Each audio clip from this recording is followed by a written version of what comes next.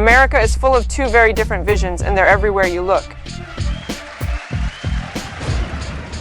In this video, I'm breaking down the leaders, the styles, and the ideas that define each side.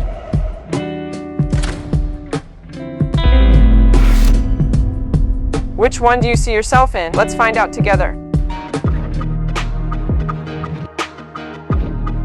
Look, Joe Biden ran 3 times. He never got more than 1%. And President Obama took him out of the garbage heap, and everybody was shocked that he did. I'd love to have it be Biden. Trump's policies led to a boom in the economy with low unemployment and a soaring stock market. It was like a non-stop party on Wall Street, but not everyone was invited to the party. The gap between the rich and the poor grew wider, and many working-class Americans felt left behind. Trump appointed 3 conservative judges to the Supreme Court, which is a big deal because these judges will have a major impact on the laws of the land for years to come. Some people are worried that these judges will make decisions that benefit the rich and powerful, while others believe they will uphold the Constitution and protect the rights of all Americans. Trump signed a tax cut that lowered taxes for many Americans and businesses. This meant that people had more money in their pockets, which could be good for the economy. However, the tax cuts also benefited wealthy Americans and corporations more than they did middle-class and low-income Americans.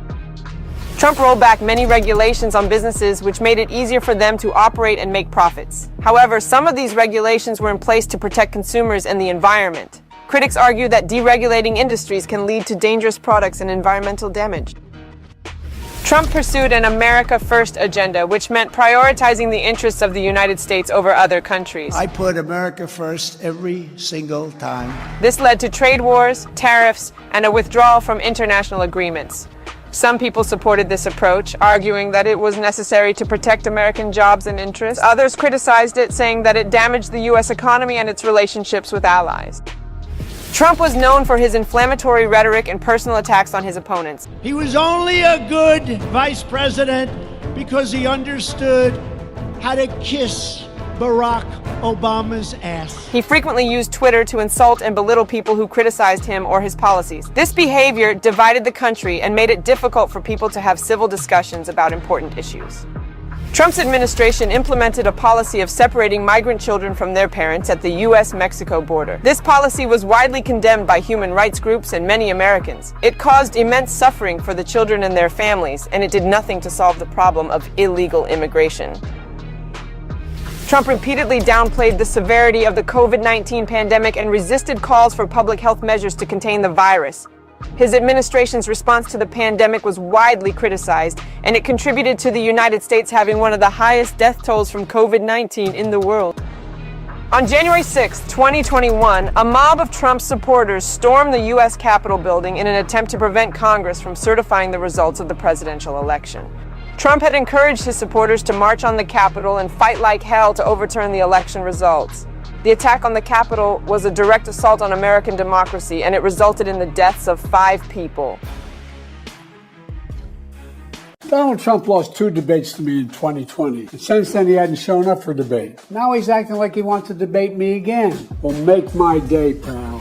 Biden has decades of experience in government, including serving as vice president under Barack Obama. He is known for his ability to work across the aisle and build consensus. However, some critics argue that he is too old and out of touch with the needs of younger Americans. Biden is known for his warm and personable demeanor.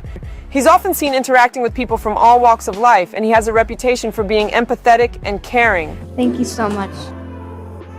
You're so good. However, some critics argue that he is too soft and lacks the toughness needed to be an effective president.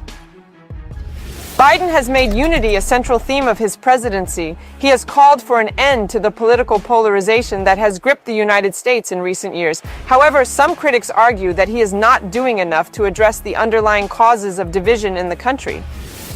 Biden has made climate change a top priority of his administration. He has rejoined the Paris Agreement and set ambitious goals for reducing greenhouse gas emissions. However, some critics argue that his plans do not go far enough and that he is not doing enough to address the urgency of the climate crisis.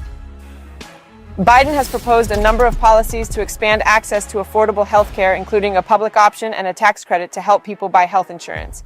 However, some critics argue that his plans do not go far enough and that he is not doing enough to address the high cost of health care in the United States.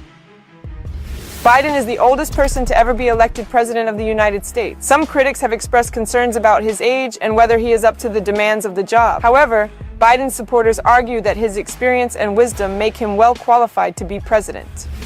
Biden is known for his occasional gaffes and missteps. These have led some critics to question his mental acuity and fitness for office. However, Biden's supporters argue that these gaffes are harmless and do not reflect on his ability to do the job. Biden is not known for his charisma or oratory skills. He is often seen as a more moderate and less exciting politician than some of his predecessors. However, Biden's supporters argue that he is a steady and experienced leader who is focused on getting things done. Biden's handling of the withdrawal of U.S. troops from Afghanistan was widely criticized. The withdrawal was chaotic and deadly, and many people believe that Biden could have done more to prevent the Taliban from taking over the country. Inflation has risen sharply under Biden's presidency, eroding the purchasing power of many Americans. Biden has taken some steps to address inflation, but it remains a major challenge for his administration. Donald Trump and Joe Biden are two very different candidates with very different visions for the future of the United States. Trump is a polarizing figure who has presided over a period of economic growth, but has also been criticized for his divisive rhetoric and his handling of the COVID-19 pandemic. Biden is a more moderate Democrat who has pledged to unite the country and address climate change. Trump supporters praise him for his strong leadership, his focus on the economy, and his willingness to challenge the status quo. They point to the low unemployment rate and the rising stock market as evidence of his economic success. They also credit him with taking a tough stance on immigration and trade and with putting America first in his foreign policy decisions. Biden's supporters praise his experience, his empathy, and his commitment to bipartisanship. They point to his long career in public service, including his 8 years as vice president under Barack Obama, as evidence of his qualifications for the job. They also credit him with being a unifier who can bring the country together after a divisive Trump presidency. However, Biden's critics argue that he is too old for the job and that he is out of touch with the needs of ordinary Americans. They point to his gaffes and missteps on the campaign trail as evidence of his declining mental acuity. President Biden, can you hear me? You can? Yes, good. They also criticize his support for free trade agreements and his vote for the Iraq War as evidence of his poor judgment. Thanks for watching my video. If you want to show some love to my channel and support my work, you can send a donation via crypto, or you can simply buy a Snickers for me. Check out the description below. It's what keeps me going and allows me to continue creating content that I hope you find informative and entertaining. Please subscribe, because subscribing will make you awesome. See you next time.